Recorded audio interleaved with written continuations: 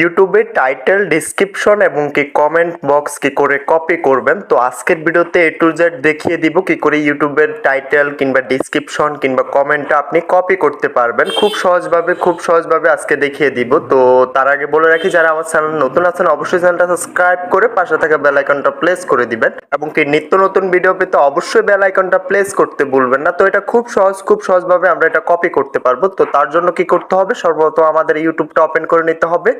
তো আমি এখান থেকে আমার ইউটিউবটা ওপেন করে নিলাম। ইউটিউবটা ওপেন করার পরবর্তীতে আপনি যে ভিডিওটা টাইটেল কিংবা ডেসক্রিপশন কিংবা কমেন্ট বক্স আপনি কপি করবেন, ওই ভিডিওটা এখান থেকে সিলেক্ট করে নিতে হবে। তো আমি আমার একটা ভিডিও এখান থেকে সিলেক্ট করে আপনাদেরকে দেখিয়ে দিচ্ছি। তো এখান থেকে আমি এই ভিডিওটা সিলেক্ট করে নিলাম, এটা হচ্ছে আমারই একটা ভিডিও। তো আমি এখান থেকে আমার টাইটেল, ডেসক্রিপশন এবং কমেন্ট বক্সটা কপি করব। তো এটার জন্য আমরা কি করতে হবে, আমরা এখান থেকে সরাসরি এটা কোনোভাবে এটা কপি করতে পারবো না। তো এখানে আমার ভিডিওতে বলা আছে যে ডিসক্রিপশনটা কপি করে আপনার এই মেলটা কপি করে আপনাকে আপিল করতে হবে। তো তার জন্য আমাদের এখান থেকে আমাদের ডিসক্রিপশনটা কপি করতে হবে।